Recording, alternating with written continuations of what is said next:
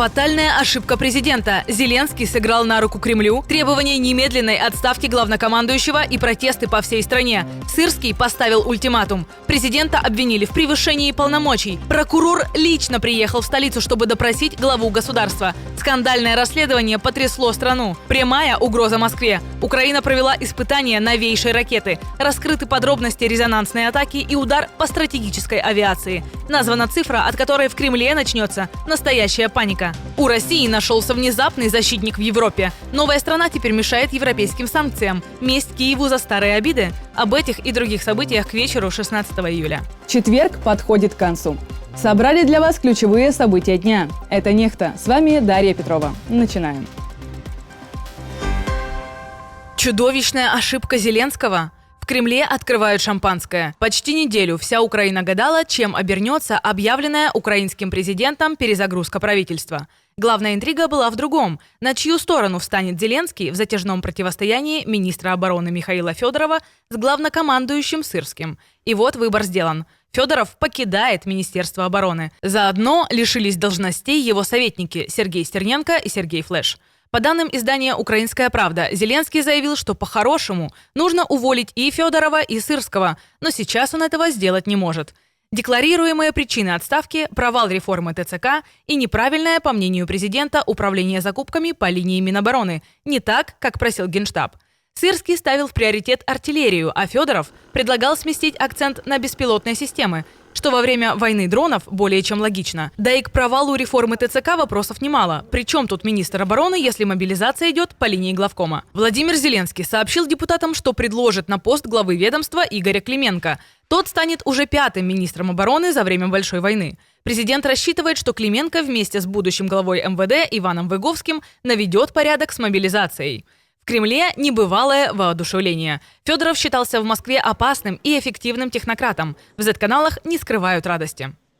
Его отставка окажется благополучным фактором для России. То, что Зеленский убрал такого плодовитого и опасного для России человека с руководящей должности, очень хорошо. А вот реакцию украинского общества мягкой не назовешь. Это не просто недовольство, а глубокое разочарование. Замена Федорова на Клименко побеждает в конкурсе «Самое тупое решение за время войны», отбирая первое место у замены Залужного на Сырского. Осталось уволить Мадяра и сорвать джекпот. Я никогда в жизни не паниковал и не сомневался в руководстве государства. Сегодня руководство этого государства меня предало. Армия в этот раз не схавает, будут последствия.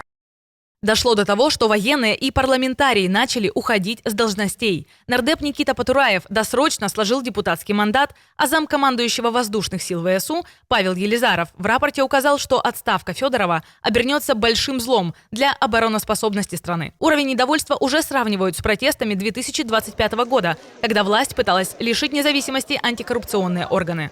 Вчера во Львове уже прошел одиночный пикет. Сегодня протесты охватили всю страну. В центре Киева уже дежурят десятки полицейских.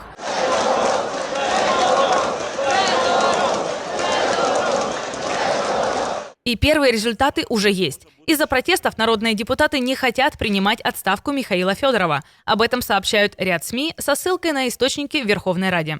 Именно с Федоровым связывают рывок в цифровизации армии, мощный подъем в дронах и то самое отключение терминалов Starlink для оккупантов, что доставило врагу немало проблем.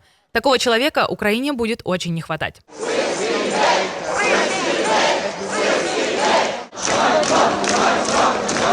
Напоследок экс-министр на брифинге для СМИ раскритиковал военное руководство и рассказал, что предлагал жесткие кадровые решения, вплоть до отставки главнокомандующего и главы Генштаба. Но Зеленский отказался. По факту он поставил ультиматум, как мы с вами знаем. И вместо того, чтобы придумать, как асимметрично победить Россию, в чем задача главкома, он придумал, как расколоть страну. Зеленский предложил Федорову остаться в команде и стать советником, однако тот не принял предложение. И вот объяснение, чем руководствовался президент. Зеленский опасается худшего сценария. «Украинская правда» передает слова депутата «Слуги народа». Зеленский сказал, что если 23 сентября Путин объявит всеобщую мобилизацию, то всем будет не до шуток и цифровых реформ. Нужно разобраться с мобилизацией до этого. По сути, украинский президент оказался зажат между двумя концепциями ведения войны, а спор подогрели десятки оружейных кланов, которых оттесняют от оборонного бюджета. Горькая ирония в том, что люди, еще прошлой осенью полностью отдавшие России инициативу на фронте, убедили Зеленского, что для победы нужно убрать Федорова, при котором Украина эту инициативу как раз перехватила, пишет издание. Впрочем, одну кадровую точку уже поставили. Новым премьер-министром Украины Рада утвердила Сергея Корецкого. Шановні колеги, рішення прийнято. Фигура для этого кресла не безинтересная. Родом из Луцка, с техническим и экономическим образованием. В 2022 он возглавил Укрнафту и вытащил убыточную компанию в одну из самых успешных государственных. В апреле 2025-го пошел на повышение, став главой правления «Нафтогаза». А теперь дорос и до премьерского кресла. Управленец с репутацией того, кто умеет наводить порядок и достигать результатов, в нынешние времена совсем не лишнее.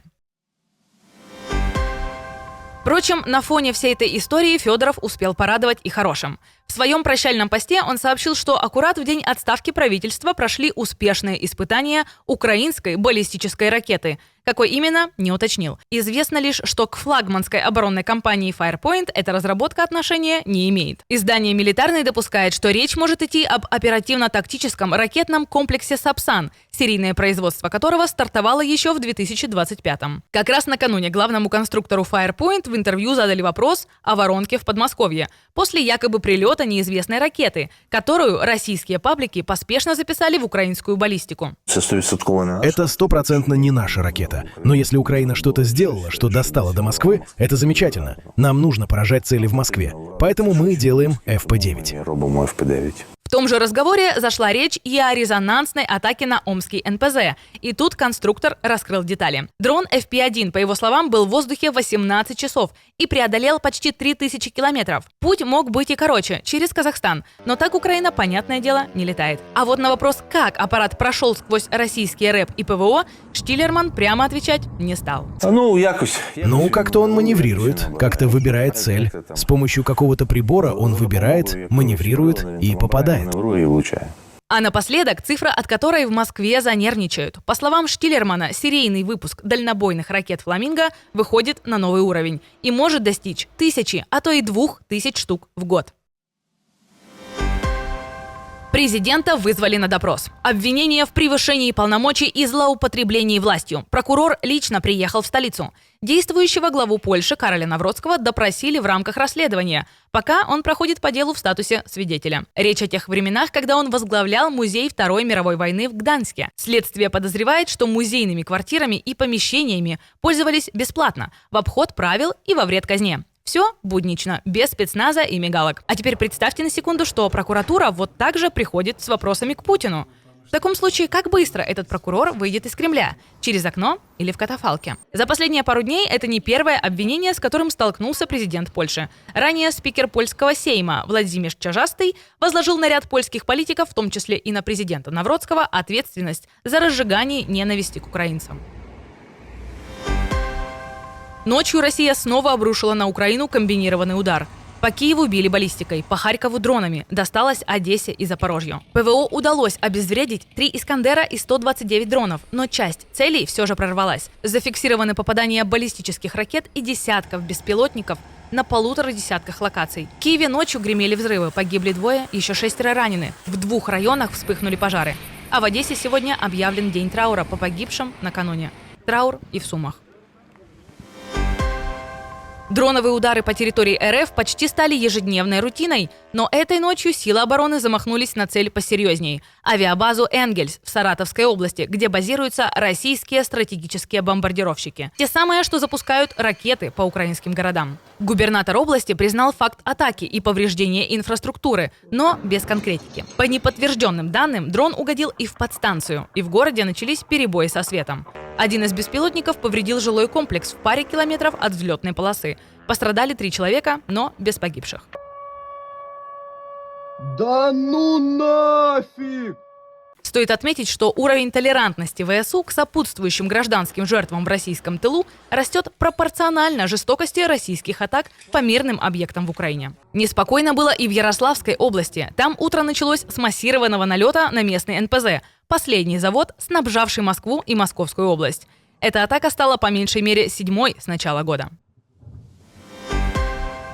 Пока внутри Украины кипят страсти, трещина пошла и по другому фронту – по европейскому единству в поддержке Киева. ЕС пытается и дальше затягивать санкционную удавку на Кремле, но Греция вставляет палки в колеса. По данным Financial Times, Афины заблокировали 21-й пакет санкций против России. Новый пакет запрещает ввозить российский сжиженный газ в третьи страны, а на этом неплохо зарабатывает греческая судоходная компания Dynagaz. Только с начала 2025 года она перевезла свыше 10 миллионов тонн российского СПГ. Терять такой куш, ясное дело, не хочется. Хотя другие страны ЕС ради давления на Москву своим бизнесом уже пожертвовали. Но есть у этой обиды и второе дно. Весной у греческого острова Левкос рыбаки выловили украинский боевой морской дрон со взрывчаткой, и Греция закатила дипломатический скандал, требуя извинений. Но буквально на днях Украина ответила Афинам, что атаковать корабли российского теневого флота не прекратит, так как они остаются законной военной целью.